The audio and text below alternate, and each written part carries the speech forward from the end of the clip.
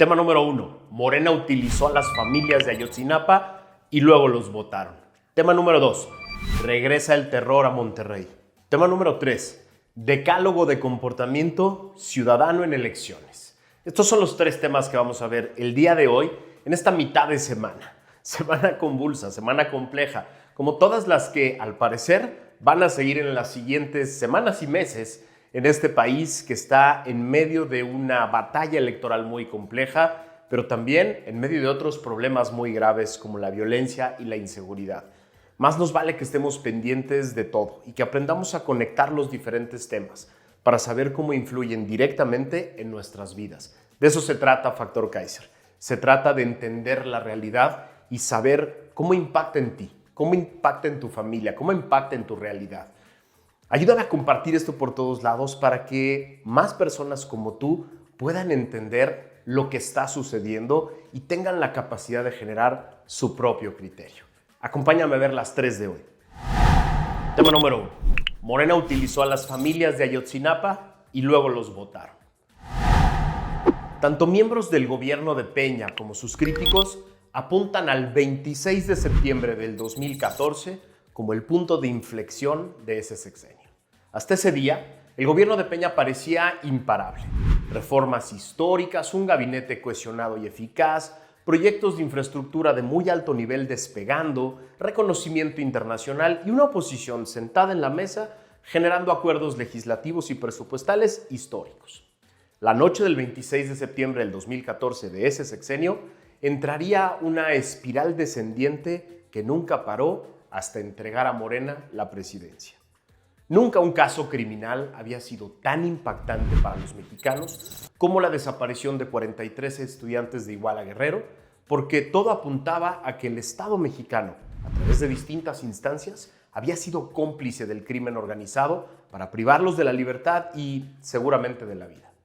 Nunca un caso criminal había sido tan explotado políticamente por un grupo político como en el caso de López y de Morena, como en el caso de Ayotzinapa. Desde muy temprano, sin pruebas concretas en la mano, López y su grupo acuñaron una de las frases más utilizadas política y electoralmente de la historia. Fue el Estado. Y aunque todo apuntaba a una responsabilidad directa del presidente municipal de Iguala y su esposa, impulsados en su momento por el propio López y el PRD, al partido al que pertenecían en ese entonces, quienes hoy ocupan el gobierno federal lograron desde el principio que la acusación y la responsabilidad se ubicara en el gobierno de Peña, en el gobierno federal. Los propagandistas de López como Epigmenio Ibarra y decenas de académicos, intelectuales y miembros de organización de la sociedad civil convirtieron el caso en una poderosa herramienta electoral para su causa. Mientras señalaban al Estado de asesino, rechazaban vehementemente cualquier tipo de investigación o explicación sobre lo ocurrido. Con esa brutal presión encima, las distintas instancias del gobierno de Peña encargadas del caso cometieron todo tipo de errores, tanto en la parte técnica de la investigación como en la comunicación de los avances del caso. Cada error, cada contradicción y cada intento de explicación era magnificada por quienes veían en este caso la vía de acceso al poder.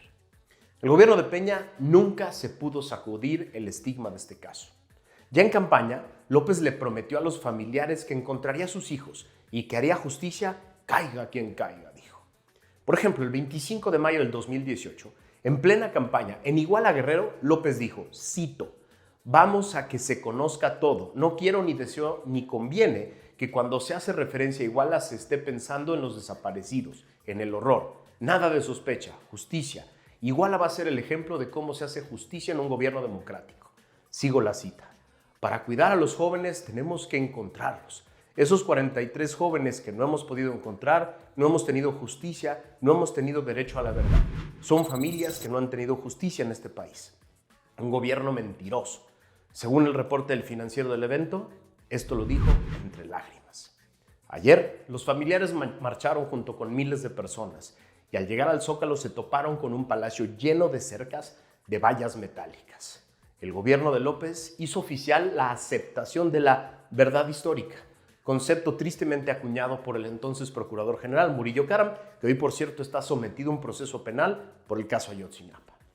Los familiares acusan al gobierno actual de proteger a miembros del ejército y de esconder piezas clave de información para dar carpetazo al caso. ¿Dónde están todos esos intelectuales, académicos, actores y demás farsantes que hacían vigilias, pasaban lista y le gritaban asesino al presidente y al Estado? Su silencio cómplice hoy los pinta de cuerpo entero. ¿Qué hubiera hecho un buen presidente? Primero, un buen candidato a la presidencia nunca hubiera utilizado una tragedia como estas para fines electorales.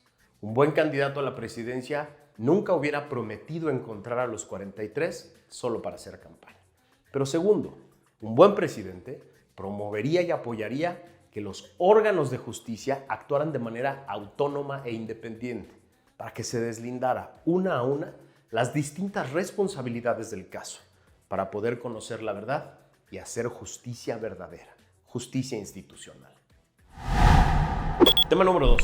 Regresa el terror a Monterrey. Hace algunos años se vivieron momentos de auténtico terror y zozobra en el estado de Nuevo León y en especial en la ciudad de Monterrey. Hartos de esa espiral de violencia, empresarios, líderes sociales y la población en general de Monterrey y de todo el estado de Nuevo León acordaron con el gobierno local y los municipales poner un alto al terror. Y lo lograron. Por muchos años la capital del estado regresó a la paz y al progreso. Pero el terror regresó esta semana. Gracias a una nota del portal Latinos nos enteramos de que la Fiscalía General de Justicia del estado de Nuevo León confirmó el martes pasado el hallazgo de al menos 7 cuerpos y 5 bolsas con restos en los municipios de San Nicolás de los Garza, García, Santa Catarina, Juárez y Apodaca. En el municipio de San Nicolás de los Garza se reportó esa mañana el hallazgo de 3 cuerpos mutilados, 2 que fueron arrojados en la colonia Náhuac y el otro que fue encontrado entre la avenida Múnich y Nogalar. En García hallaron el cuerpo de un hombre desmembrado en el kilómetro 2 del Libramiento Noroeste. De acuerdo con medios locales, habitantes del municipio reportaron el hecho poco antes de las 6 horas al número de emergencias 911. El lugar fue acordonado por autoridades municipales para comenzar las diligencias correspondientes. En Apodaca, por su parte, las autoridades encontraron 5 bolsas negras con restos humanos sobre la autopista al aeropuerto, antes de la salida a la avenida Ruiz Cortines, junto a la colonia Bosques de San Miguel. Autoridades también registraron el hallazgo de los restos de una persona sobre la carretera Monterrey-Saltillo, en el municipio de Santa Catarina. Medios locales indicaron que dichos restos se encontraban al interior de 2 hieleras de color blanco con azul al interior de una bolsa negra. Así, los habitantes de una de las ciudades más importantes e industriales de México, que había logrado contener por muchos años la violencia y el horror, tienen que despertar y acompañar en su horror e indignación a tantas otras regiones y ciudades del país. Todo esto sucede mientras el gobernador del estado, Samuel García, anda de influencer en las redes sociales, jugando al precandidato, aliado a López, echándose porras mutuamente, en lugar de gobernar y atender los problemas de su entidad. Se torna cada día más difícil para el presidente López negar la realidad. La violencia está fuera de control. ¿Qué haría un buen presidente? Ante la imparable ola de violencia que vemos todos los días, un buen presidente primero reconocería la realidad, en lugar de tratar de negarla para no afectar tanto su imagen como la campaña de su candidata. Pero después, un buen presidente convocaría a toda la sociedad, a expertos, a todas las autoridades del país y a los aliados internacionales que tiene todavía México a hacerle frente directo y valiente a los verdaderos enemigos de México, que son los criminales. Eso haría un buen presidente, en lugar de dedicarse el día entero a promover a su candidata y atacar a la candidata de la oposición y a todo aquel que no le echa porras. Un buen presidente se pondría a gobernar. Tema número 3. Decálogo de comportamiento ciudadano en elecciones. Viene una durísima batalla electoral que va a definir el futuro de este país. Es un momento histórico. México está dividido en 2 grandes bandos. Quienes quieren la continuidad del obradorato y quienes queremos una alternativa democrática. Un país exitoso, desarrollado, justo, en el que estamos incluidos todos. Esta batalla no va a tener cuartel. Del lado de gobierno ya quedó más que claro que están dispuestos a todo. Para ellos es válido difundir la mentira que sea, abusar del poder, promover a su candidata desde el gobierno y con recursos públicos, atacar desde el gobierno a la candidata del frente y demás candidatos, utilizar a mandaderos golpeadores en medios tradicionales y redes sociales y un largo etcétera. Es claramente una batalla desigual, una elección de Estado. Para vencer al Estado en 2024 se va a requerir de mucha astucia, de mucha inteligencia, de estrategia, de organización, de energía, de creatividad y de mucha participación. En esta lucha desigual, muchos de los que quieren alternancia caen en la tentación de golpear a la candidata de Morena, al presidente y a otros candidatos del oficialismo con lo que sea.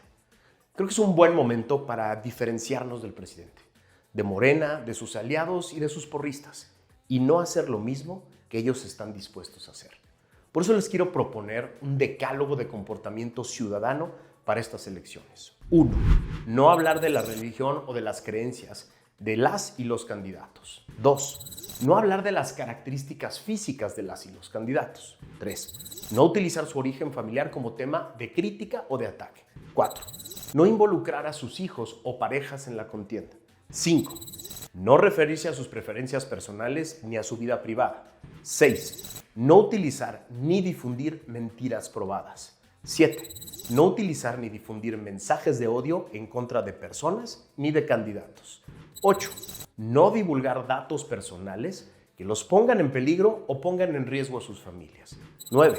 No responder ni dar publicidad a los violentos, racistas, misóginos, antisemitas, xenófobos o clasistas que te quieran provocar con sus mensajes. Y 10. No alentar ni difundir mensajes de otros que contradigan estos compromisos que haces tú, aunque creas que benefician a tu causa. Nada de esto es necesario para ganar una batalla electoral que está más abierta que nunca. Se vale la crítica dura y directa, aquí lo hacemos. Se vale burlarse del poder cuando éste quiere burlarse de nosotros con estupideces y mentiras, aquí lo hacemos. Se vale poner en ridículo a aquellos que desde el poder pretenden engañarnos, aquí lo hacemos. Pero todo eso se puede hacer comprometiéndonos personalmente con este decálogo. Discutamos de política, discutamos de salud, de educación, de seguridad, discutamos de soluciones y de alternativas, discutamos sobre el futuro de México y dejemos solos a aquellos que solo quieren hablar de odio y de rencor. Hay que dejar solos a aquellas personas que quieren dividirnos por temas personales, por temas que no dependen de las personas y candidatos, por temas que no deben estar a discusión en la arena política. Hay que dejarlos solos, hay que dejarlos a un lado, del bando que sea, del bando que sea. Es importantísimo que aquellas personas que nos quieren poner a pelear a los mexicanos por cuestiones personales, raciales, privadas, preferencias, géneros, es importantísimo que esos se queden solos, se queden en los polos y que tú y yo discutamos con el bando de enfrente sobre el futuro de México, sobre el futuro de la seguridad, sobre el futuro de la salud, sobre el futuro de la educación. Es importantísimo que le plantemos cara al gobierno, que le digamos las cosas de frente, que se las digamos como son. Es importantísimo incluso que nos burlemos cuando se quieren burlar de nosotros. Pero todo esto se puede hacer de manera civilizada, para que cuando acabe la elección sigamos teniendo país, sigamos teniendo mexicanos y mexicanas que quieren y pueden trabajar juntos. Gracias por haberme acompañado en este episodio. Espero que esto te haga reflexionar y me ayudes a compartirlo con otras personas que crees que necesitan empezar a entender la realidad. Nos vemos el próximo viernes.